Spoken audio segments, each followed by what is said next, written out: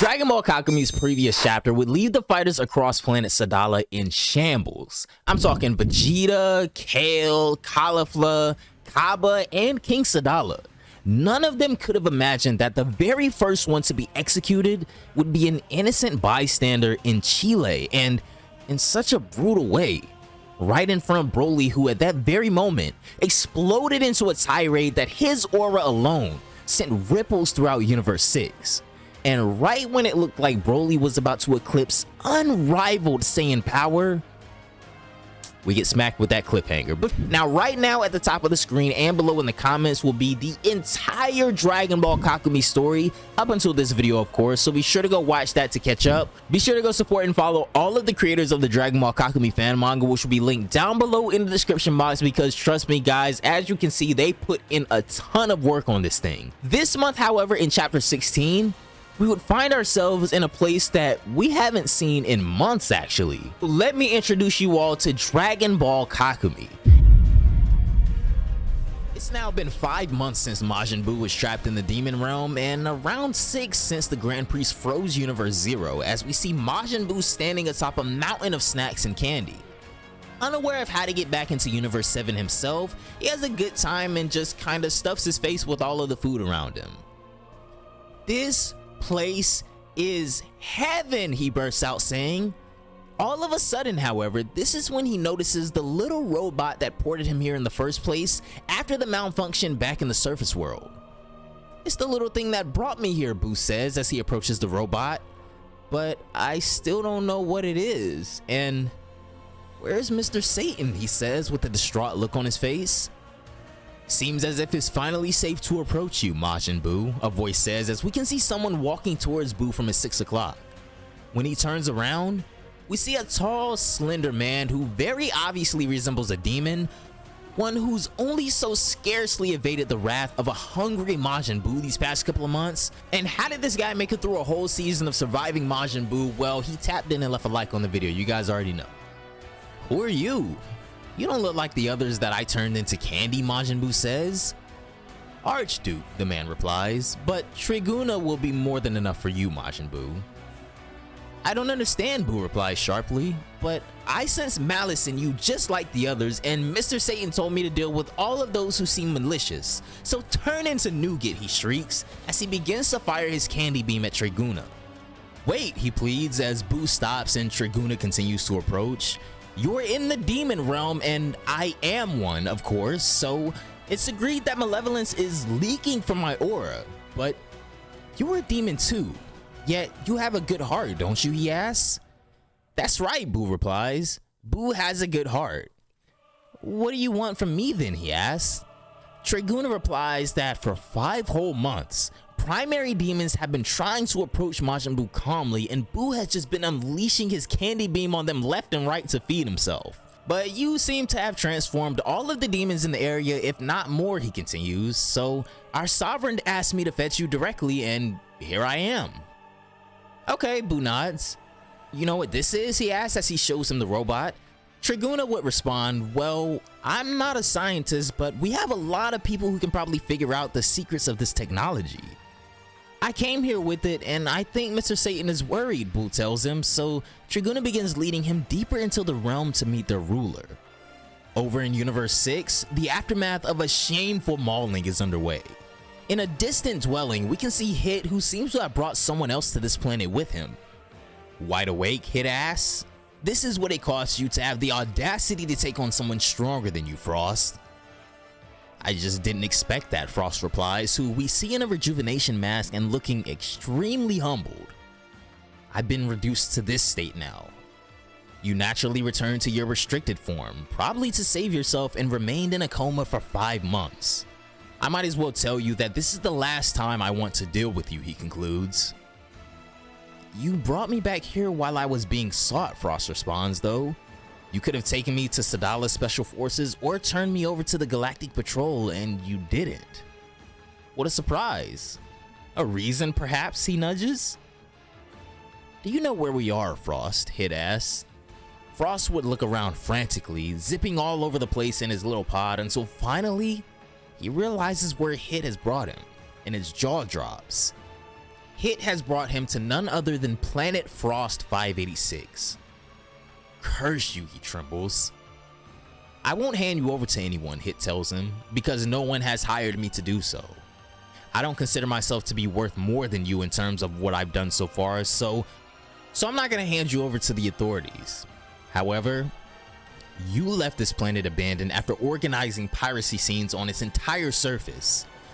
You then made its inhabitants believe that you had saved them from their enemies who, in reality, were your own accomplices. You left the inhabitants of this planet in total misery after you realized that it wasn't worth a damn, and now they know you're here. They're just waiting for you to wake up and make you pay for everything you've done to them. Frost is stunned, and he's absolutely not in the shape to take on an entire civilization. He frantically tries to shoot Hit with a finger beam, but Hit appears behind him in the blink of an eye with such swiftness, resting both hands on Frost's shoulders calmly. You're not the only one who's consumed by a need for revenge. Do you feel that yours is more legitimate than theirs, he asks. I've already shown you that I'm stronger than you. Now, you have to show me that your speech is worthwhile. Then I'll think about it, Hit tells him. This is when Frost would remember his own words from before, when he said, I know how it feels to be forced into a mold, which is why my kind is so persistent. I'm telling you all this because it almost sounds like you don't like your job, or even your life perhaps. All of a sudden, this is when Hit vanishes, leaving Frost to ponder his next move. And what am I supposed to do? Frost begins to rage. They know I'm on their planet, fine, but do they know where I am exactly?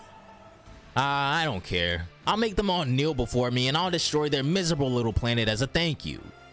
Yeah, that's it, but by doing so, I do risk attracting the attention of the galactic authorities, and from what Hit told me, if I'm going to be getting my revenge, I have to prove to him that I can follow through on my convictions. Well, I guess I should at least get out of this place first, he says. As we cut back to our Demon Realm in Universe 7 momentarily, we can see Majin Buu flying with Triguna. It is an honor to be in the company of the great Majin Buu, he tells him. To see you, during these months, crush the primary species throwing themselves at you without letting the slightest trace of fatigue show was impressive. Yeah, Buu sleeps for a few seconds and is recharged for a long time, Buu replies. A few seconds? My. We soon arrive at our Sovereign's Tower, Triguna declares. Buu asks if Sovereign is something that can be eaten, to which of course Triguna tells him no. Their Lord Sovereign is the ruler of the Demon Kingdom. Oh, okay. Too bad, Buu replies. Superior to the primary race of this world, of course, Triguna begins, which are both Indian-Seas and artificial beings. We nobles of the Demon Realm come from the same fruit trees as the Supreme Kais. I think you've dealt with them before. Majin Buu does have his own storied history with the Supreme Kais, of course. When we emerge, we are destined to become either Kais or Supreme Kais, but it would seem that our existences as demons is related to the overall standard of living in the universe in which we're born. The more the imbalance between creation and destruction increases, the more likely it is that fruits will become corrupted, giving the rise to demon Kais. I myself was born from one of these corrupted fruits, just like Deborah, the former king of demons whom you killed. Here we are, he declares as they finally arrive at the tower. Triguna says that their sovereign is at the top of this tower, but he wants Buu to go upstairs and confront their fighters before they meet. Buu would ponder this momentarily and then ask, so if I beat them and I meet Sovereign, you'll make sure it's fixed, he says as he presents the robot again. I will order all scientists in this kingdom to look into this matter, Triguna responds, so Buu agrees. Now, Buu wastes no time as he suddenly just releases a powerful blast that completely swarms the inside of the tower from the ground up, surely destroying anything and everyone inside. Triguna's jaw hits the floor as he asks Buu, did he seriously have to destroy everything? Our most important fighters are now all dead. Yeah, but why doesn't this thing fall, Buu asks, as the tower still weirdly stands although crumbled to pieces from his attack. Triguna tells him that, well, gravity doesn't always have a say in this world, as Buu then flies to the top of the tower and finds his own way inside. Boo would look around but doesn't necessarily see anyone of interest around, so he continues walking. "What a joyous event to see you here today," a deep voice echoes from the chambers around him. "Good evening, Majin Buu." "Oh, hey, is that you, Sovereign?" Boo asks, completely unafraid of this ghostly silhouette emerging from the shadows. This is when a tiny dwarf man would finally come into the light, and he introduces himself as a man named Higatus. "I am indeed the absolute ruler of this place, otherwise known as the Demon Supreme Kai." "Wait, but I know you," Boo says as he points at the small man. "I know you were Bibbidi, I think. I don't know anymore." "Very impressive," Higatus responds. "I did indeed have connections with the wizard Bibbidi several million years ago." "So he was your friend?" Boo asks, beginning to get upset. "Certainly not. Bibbidi was a selfish wizard seeking control over the entire world. He simply realized that there was some sort of unhealthy singularity in the depths of the universe. The embodiment of evil that seemed to take shape, but you were at that moment, it would seem, only a concept that fed on all of the bad energy around. My mission was to get you back and bring you here, while he would bring to life the concept that you were. It all happened exactly as he had planned, and once you'd come to life, you, Majin Buu, who, by the way, doesn't look at all like what I observed at that time, you exploded with rage and destroyed like 80% of this place, so Bibbidi took that opportunity to leave with you. And as if that wasn't enough, it was his alter ego Bobbidi who had the nerve to come back here and force corruption upon Dabura. So no, believe me or not, Bibbidi was anything but a friend to me." As Higatus finishes his speech, he notices that Boo wasn't really paying all that much attention to him anyway, as he still has some snacks to eat. Triguna would kneel before Higatus, apologizing for Majin Buu's behavior, for lack of better words. This is when he turns again to Majin Buu and says, "Look, what I'm getting at is that now that you're here and with the war on the horizon, I want you to be our hound, our ultimate weapon." "So what do you say, big guy?" he asks. Boo would rise back up to his feet again and then produce the robot once more to them, saying that if they fix this so he can talk to Hercule, then he has no problem helping them. Triguna would take the robot down to the labs, as Higatus tells Boo that he even once knew the progenitor of these angels who sit atop everything, the mother of the angels, Kansei. And he's about 100% sure that she'll want to enlist them and all of the other demon realms of the universes, so they'd like his help to have a consistent defense in case. Again, Boo, you looked much more dangerous than your past form, but I think I know just what to exploit in you to enable you to become even stronger, he finishes. "I think you're aware of your special ability, correct? The absorption technique." Back on planet Frost, we hop right on over to Universe 6 again as we see Frost trying to escape his accountability. He would come across his first inhabitant of the planet up close as he tries to make a run for it, and funnily enough, the guy weirdly resembles Hit, which kinda scares him, and me too. Hit would sit upon a cliffside somewhere in the distance, observing to see just what Frost is gonna choose. This is when he's approached by someone else who appears behind him, saying, "So, here he is at last. And you're sure this guy is capable of doing anything?" she asks. Hit responds that no one can ever be sure of anything, but I'm pretty relaxed about it.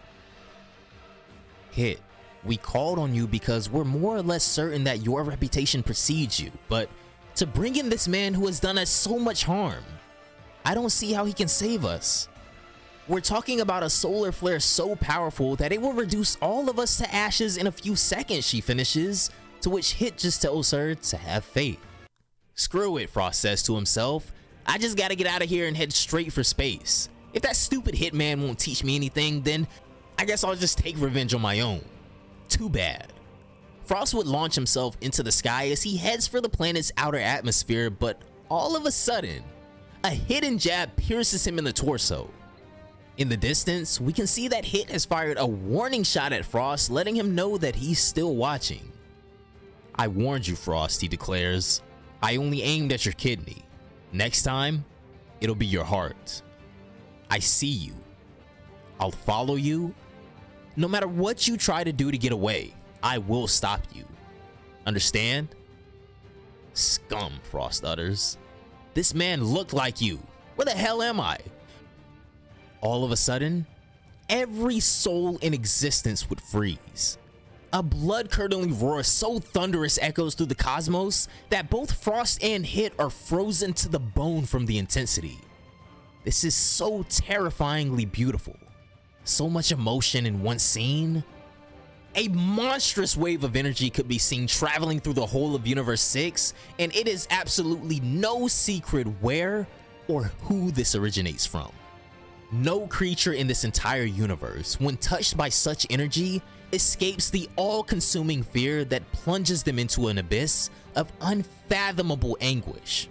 And in the blink of an eye, in the next panel, Broly's soul is damn near leaving his body with the amount of rage pouring, just erupting out of him. And wow, I just really gotta take a minute and just say great job to Poison Labo, bro. Your art is otherworldly. Over on planet Sadala, the rage of a Saiyan echoes with a deafening roar to the heart of every single life form, even light years away from that single spot, as something unequivocally dangerous has already spawned before the war has even begun.